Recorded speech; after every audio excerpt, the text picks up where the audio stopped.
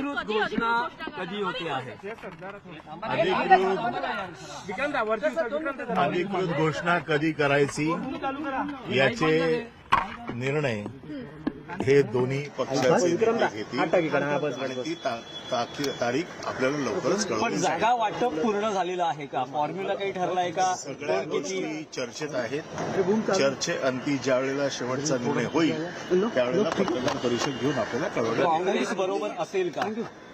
मी याच्या बाबतीमध्ये आता कुठलंच काही आपल्याला सांगू इच्छित नाही. एकदा अंतिम स्वरूप आलं त्याला की आम्ही आपल्याला कळवू. कोणत्या तारखेला केली जाऊ शकते? कमी दिवस राहिलेले आहेत. मी पुन्हा एकदा सांगतो, युतीची घोषणा किंवा कोणाबरोबर काय चर्चा या सगळ्याचा जोपर्यंत अंतिम निर्णय होत नाही तोपर्यंत ह्या सगळ्या गोष्टी चर्चेत जेव्हा असतात तेव्हा चर्चा सांगितली जात नाही, निर्णय सांगितले जातात. आयोगानं अचानक पत्रकार परिषद घेऊन जाहीर केल्या, कारण कुठेतरी त्यांनी हरकती सूचना सुद्धा एकीकडे मागवलेल्या होत्या मतदार याद्यांवर, आणि काल अचानक पत्रकार परिषद घेऊन कमी कालावधी मिळणार आहे. या बाबतीमध्ये निवडणूक आयोगाने केलेल्या कामाच्या बाबतीमध्ये आम्ही स्वतंत्र पत्रकार परिषद घेऊन आपल्याशी बोलू. बाकीचे युतीचे निर्णय आहेत ते युतीचे निर्णय दोन्ही पक्षाचे नेते एकत्र घेऊन आपल्याला कळवतील. ज्या वेळेला निर्णय अंतिम होतील त्यावेळेला आपल्या समोर येऊन आम्ही कळवू. दोन्ही पक्षाच्या नेत्यांचं तुम्ही बोलता, पण काँग्रेस सोबत काही बोलणं झालंय का? महाविकास आघाडीच्या ज्या कोणाशी आमचं बोलणं चालू आहे त्या चर्चा आहेत आणि चर्चा सांगितली जात नाही, निर्णय सांगितले जातात. ज्या दिवशी निर्णय होईल त्या दिवशी ते सांगितले जातात. वर्षा गायकवाड असं म्हणता आहे.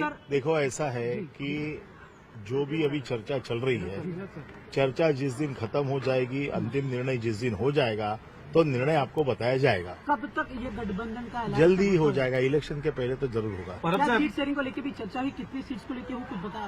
वो मैंने यही कहा कि जो चर्चा चल रही है चर्चा बताई नहीं जाती है, निर्णय बताया जाता है. सफलतापूर्वक हुई बैठक आप लोगों की? जरूर सफलता. पार्टी के दोनों बड़े नेता एक मंच पर आएंगे, कैसे घोषणा होगी? क्या कोई रोड मैप तैयार हुआ है? वो जैसे भी उसका निर्णय हो जाएगा आपको बताया जाएगा. नाही, पण वर्षा गायकवाड असं म्हणतायत की शिव्या देणारे, मारहाण करणारे यांच्यासोबत कसं काय जायचं? वर्षा गायकवाडांचं ते म्हणणं आहे, शेवटी आम्हाला या सगळ्या गोष्टींचा एकंदर विचार करून निर्णय घ्यायचा आहे. त्यामुळे तो मी म्हटलं नाही, ज्या दिवशी निर्णय होईल त्या दिवशी आम्ही आपल्याला कळवू. नाही, पण काँग्रेस सोबत यावी यासाठी तुम्ही अजूनही आशावादी बघा, आहात असं आहे की महाविकास आघाडी आहे. आजही आम्ही सगळे महाविकास आघाडीमध्ये आहोत. त्याच्यामुळे आमचा शेवटपर्यंत हा प्रयत्न राहणार की महाविकास आघाडी एकत्र राहावी. आता हे वर्षा गायकवाडांचं मत, ते त्यांचं मत आहे. आमचं मत असं आहे की महाविकास आघाडीने एकत्र निवडणूक लढली पाहिजे. आता पण ह्याच्यात महाविकास आघाडीत राज ठाकरे अजून नाहीये. महाविकास आघाडी शिवसेनेची युती महाराष्ट्र नवनिर्माण सेनेबरोबर होते. आम्ही ऑलरेडी आता महाविकास आघाडीत आहोत. आमची ही इच्छा आहे की महाविकास आघाडी अभेद्य राहावी.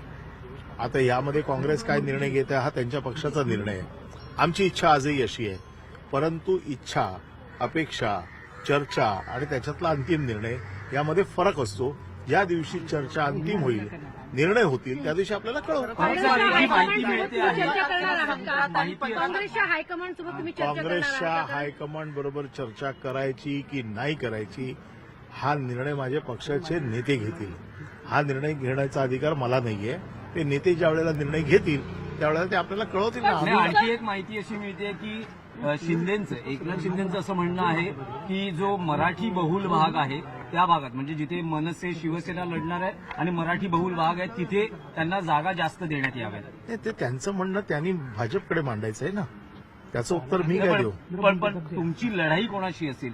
आमची लढाई शिवसेना, आमची लढाई जो आमच्या वॉर्डामध्ये आमच्या समोर येईल त्याच्याशी आमची लढाई. 16 तारखेला संक्रांत आहे आणि 15 तारखेला मतदान ठेवण्यात आलेलं आहे. याचा किती फटका बसू शकतो? कारण की संक्रांत हा महाराष्ट्रात मोठ्या प्रमाणात साजरा केला जातो आणि लाडक्या बहिणी त्यावेळेस माहेरी जातात, त्यामुळे अनुपस्थित राहू शकतात मतदानाच्या दिवशी. हे तुम्ही मला नवीन नवीन गोष्टी शिकवताय आणि तुमच्याकडनं बरंच काही शिकायला मिळतंय. त्याबद्दल मी तुमचा आभारी आहे. नाही सर, पण ज्या वेळेस मतदान जाहीर फॅमिली बिझनेस अशा आशयाचे बॅनर्स हे मुंबई वरळी परिसरात लागलेले पाहायला मिळाले. एका कुटुंबाच्या नादी लागू नका असं एक लक्षात ठेवा, आमचा साधा म्हणणं असं आहे की आता निवडणुका लागलेल्याच आहेत. 15 तारखेला त्याचा निर्णय होणारच आहे. आता त्याच्यावरती ही लढाई आहे, या लढाईचा निर्णय लागायचा आहे. त्याच्यामुळे मुंबईची जनता कोणावर प्रेम करते, कोणावर करत नाही हे ठरणार आहे. त्यामुळे आता याच्यावर सगळी चर्चा करण्यात काही पण मग पॉइंट नाही. वारंवार मुंबईचा रंग बदलू देऊ नका असा उल्लेख केला जात आहे. तुमच्यावर एक आरोप बघा केला असं आहे की आरोप करणारे आरोप करतील. 25 वर्ष मुंबई शिवसेनेला मिळालेली आहे. आमचं मुंबईच्या लोकांवरती आजही प्रेम आहे आणि त्यांचं देखील आमच्यावर आहे. त्यामुळे निर्णय लागेल. नुकसान कितपत आहे? तो त्यांनी निर्णय घेतलाय त्यांचा. आता त्यांचा वॉर्ड रिझर्व्ह झाला होता. आता त्या वॉर्डातनं त्या निवडणूक लढू शकत नव्हत्या. दुसरा वॉर्ड त्यांना असं त्यांचा काय निर्णय त्यांनी का घेतला याचं उत्तर मी देऊ शकत नाही. अभिषेक घोसाळकर यांना न्याय मिळवून देण्यासाठी मी या पक्षामध्ये आलेली आहे. ठीक आहे ना, त्यांनी जे सांगितलंय त्याच्यावरती मी कसं उत्तर देणार.